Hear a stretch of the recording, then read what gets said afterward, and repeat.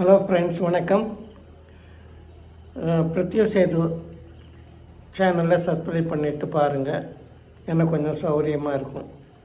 அதாவது பீகாரில் 2016 எலெக்ஷனில் நிதிஷ்குமார் என்ன சொன்னார்னா, நாங்கள் ஆட்சிக்கு வந்தோம்னா மது விலக்கை கொண்டு வருவோம், மது இல்லாத மாநிலமாக ஆக்குவோம் அப்படின்னு சொல்லி சொன்னார்.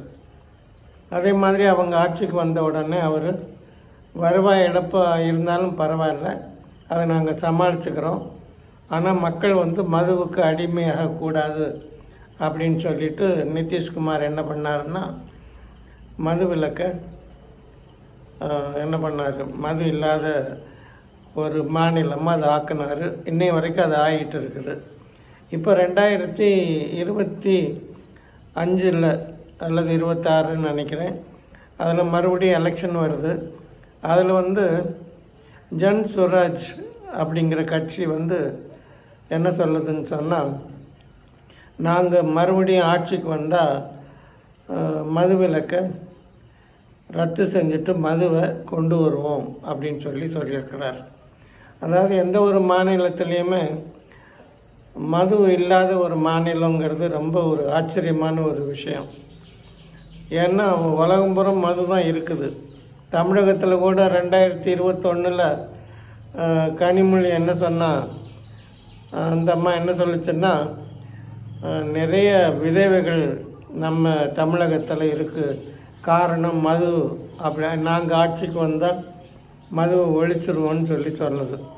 ஆனால் ஆட்சிக்கு 4.5 வருஷமாக அதிகமாக தான் ஆக்கியிருக்கிறாங்களே தவிர எந்த காரணத்தையும் கொண்டும் அதை குறைக்கிறதுக்கான வழிமுறையை அவங்க செய்ய மாட்டாங்க.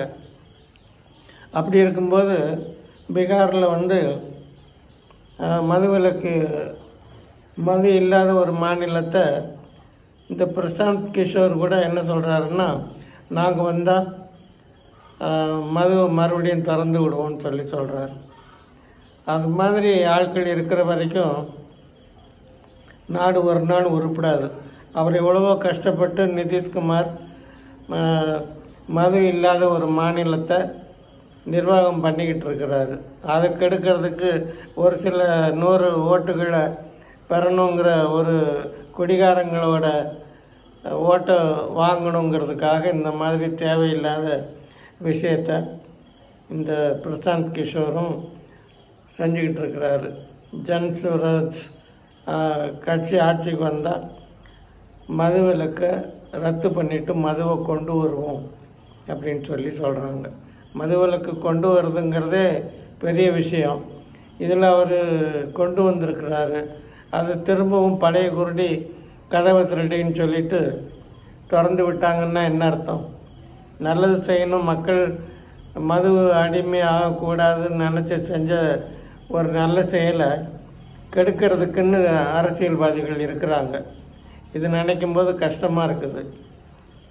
அதனால் இந்த மதுவை ஒழிக்கிறத பாராட்டணும். அதை திரும்ப கொண்டு வர்றதுக்கு முயற்சி எக்காரணத்தையும் கொண்டு செய்யக்கூடாது. குஜராத்தில் மகாத்மா காந்தி பிறந்தாருங்கிறதுனால அங்கே மது இல்லாத மாநிலமாக அது இருக்குது. இந்த பீகார்லேயும் இருக்குது, அதை கெடுக்கிறாங்க. இந்த வீடியோ பிடிச்சிருந்தா லைக் பண்ணுங்கள், நண்பர்களுக்கும் உறவினருக்கும் ஷேர் பண்ணுங்கள். மீண்டும் வேறொரு வீடியோவில் சந்திக்கலாம். நன்றி, வணக்கம்.